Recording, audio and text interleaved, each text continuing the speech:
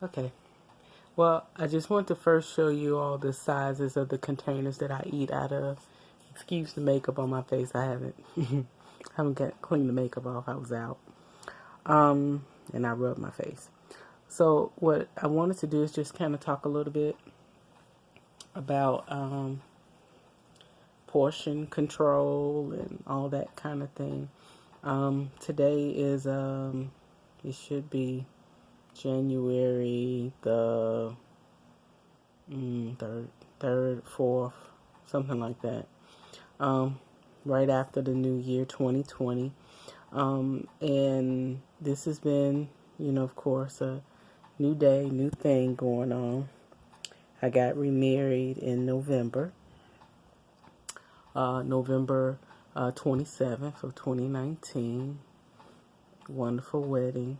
My husband is foreign, so he's not here yet, so he should be coming later in the year. So I have to go through the, if you watch 90 Day Fiance, kind of like the same concept. You have to do all that paperwork. So I just put his paperwork in the mail Friday. Today is Saturday, so that was just yesterday. So I want to talk a little bit about, portions and sizes. And the reason why I was showing you all my containers is that I want to talk a little bit about, the psychology of once you have weight loss surgery, you really, especially after a year out, you really want to stay on track with, making sure your portions are small.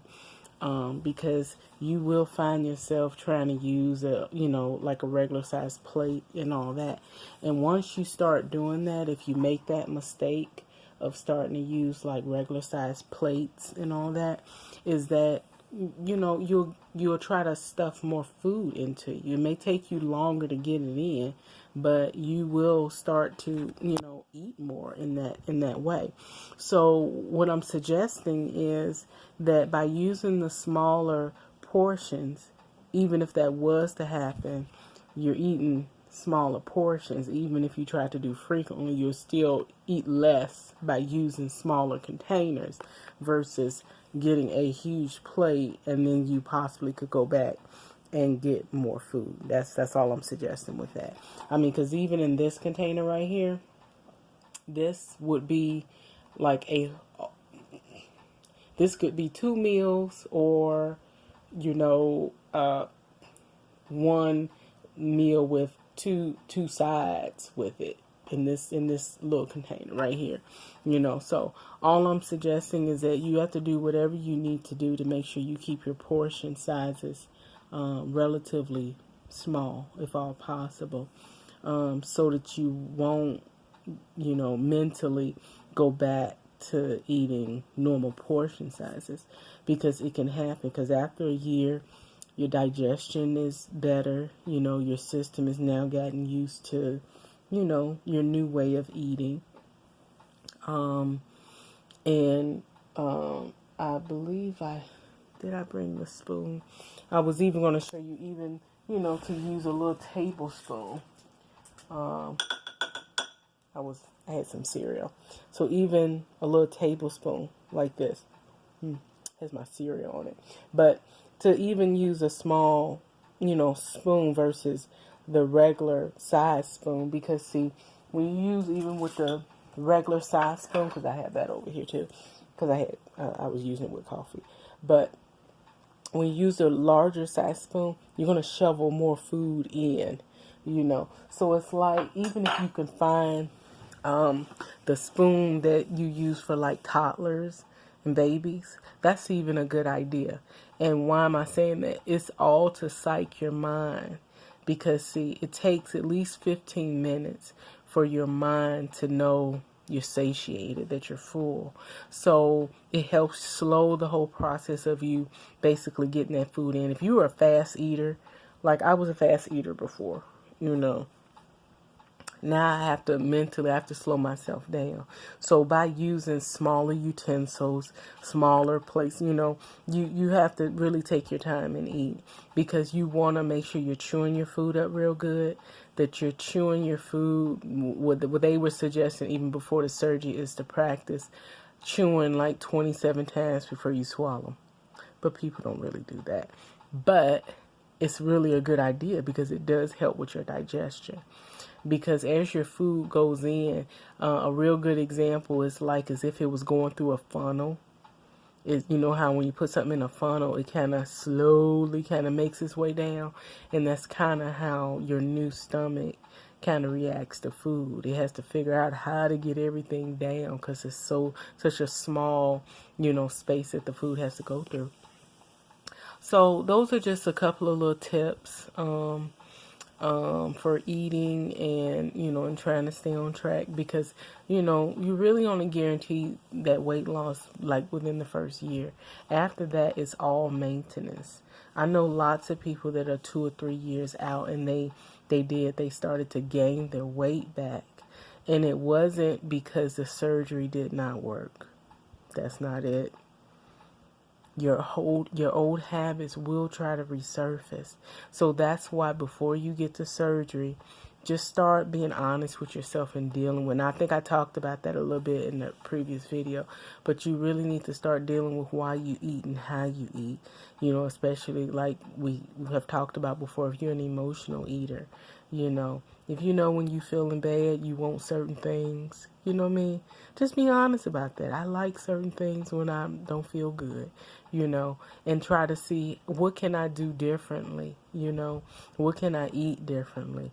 If before, if it was, Reese's Pieces, hey, maybe now it could be carrots and celery, I mean, I'm just giving that as an example, but, just trying to figure out what you can do to help you cope with whatever your issues are and not be so driven to the really bad foods, So basically, once you get a year out, you really want to stay away from the carbs, the pasta, the rice, the bread, and definitely all levels of sugar.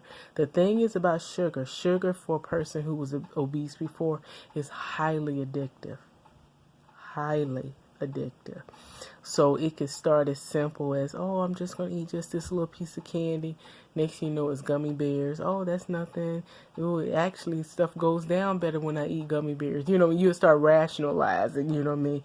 And then next thing you know, you're eating full-fledged candy bars because you ain't got a problem, with it going down. It could be, you gotta look at how the progression of things begin to happen with food and trying to get you used to or back used to eating things that you ate before, because now you feel better, you feel good, your clothes fit great, and then the pounds, they will start to creep back little by little, so you want to I would suggest, and what helps me a lot of times, is when I see that my eating feels like it's getting out of control, I will start intermittent fasting. Okay. Intermittent fasting can be anywhere between 6 to 8 hours and not eating. It could be up to 12 hours. It could be up to 22 hours. There's some good apps out there to help you kind of keep track of that. I use one called Zero that I like. I love it. And it's just a countdown. It'll tell me just how long I've been fasting. It'll tell me, how much time I got to go in the fast. And it even tells me how many people right now are fasting, which is encouraging. It makes you feel like you're not the only one, So, you have to do whatever you need to do to keep you, balanced, And so for me, when I intermittent fast, what that does is that it almost feels like my stomach tightens, or it goes back to that original state. Because see, if you are drinking pop, and they say not to drink pop, but hey, we're going to do certain things. So if you're drinking pop, even stuff that just got carbonation in it, we're not supposed to really have too much, because it puts too much air in the stomach and causes it to stretch. Sugar causes it to stretch. Even if you're drinking, they say even too much water at a time. So that's why they say sip, sip, sip. because if too much goes in, it makes that stomach expand. I'm trying not to make this video too long, but I do want to give you some tips that I have learned in time since the surgery. So, you know, and they want to track you every year, you know, to see how people maintain the weight loss, you know, so that they can, you know, be able to encourage new patients who come in, you know, that this is doable. But that's the thing. This surgery is not a cure. It is a maintenance thing. So that means now it is up to you to maintain that healthy lifestyle that you couldn't do before. So that's what this surgery helped you to be able to do, to maintain that healthy lifestyle. So then your stomach, you know, because I had a sleeve, you know, gives you that restriction that tells you, okay, we're done eating. We've had this portion and we're good, you know. And it helps you deal with, you know, especially if you eat slowly like you're supposed to, it's going to help you deal with the mental satiation. Because for me, I can say I don't have hunger pains. They feel more like I don't know, like I can feel like the sensation of like digestion, if that makes sense. Like you feel like things moving around, like as if something's trying to digest, like it needs to digest something. But it doesn't feel like before. Before felt like this, like, hey, I'm hungry. You know, it was like a signal you get when you know I have to eat. But I don't feel that since the surgery. So I just kind of go by the time, I just kind of go by the time, you know, and I look at, oh, okay, it's about that time I should be eating, you know, because if I don't really pay attention, I can look up and I haven't eaten, you know. So, hopefully this video isn't too long, but I just wanted to give you those tips. So we suggested, you know, using small containers, try to stay in that vein. If you go out to eat, first thing you need to do is tell them bring you a container. So before you start eating, go ahead and section off certain parts of your food. A bariatric patient should always have a doggy bag. If you can eat everything on that plate, most likely you're eating too much. Because generally the portion sizes that they're giving you in the restaurant is, you know, probably enough for 2 people, actually. Every meal is probably enough for 2 people. So, that is my suggestion. So we said about, you know, portion sizes, so you can psych your mind, because your mind will want you to eat a full-size plate. We said intermittent fasting. So intermittent fasting can basically kind of do a reset for your stomach. So let's say maybe if you did that once, maybe twice a week, that'll help you kind of stay balanced in that. It does help with maintaining your weight and even losing weight. And utensils being small. Make sure you keep your water intake up too. You know, but when you're doing it, sip, sip, sip. Don't guzzle, because you guzzle in too much, it can, in a sense, kind of stretch your stomach a little bit. Okay, well, I hope this video has helped. The only other thing I can say that's an adverse effect to the surgery is that you're cold all the time. I don't know how to get around that. I'm ready to move to Arizona. I'm cold. I live in Indiana, so it's very cold here. So even right now, I got socks on. I mean, I may have like this little summer thing on right now, but as soon as I finish this video, I'm taking this off. I just want to have something colorful on since I was making this video. But I'm going to get under the covers and drink me some hot coffee. I drink a lot of hot stuff now. I was not a hot drinker a lot before because I was hot all the time. But now I look forward to drinking teas and, you know, all that kind of stuff. And I'd probably drink something hot 2 or 3 times a day. Oh, that's the other thing. Drinking hot things do help with the digestion. So if you're like me and stuff goes down, but it feels like it's slow going, drinking something hot. I don't know why, but maybe it relaxes things, relaxes the, your esophagus. Maybe it relaxes in your stomach. I don't know. It always helps everything digest. So I don't want this video to be any longer, but I hope that everybody is encouraged by this video. So I will still be doing updates. I do go to the doctor in May. That'll be my I think they said that's the 18-month visit at that point. I just had a visit, I believe it was in November, before I went to go get married.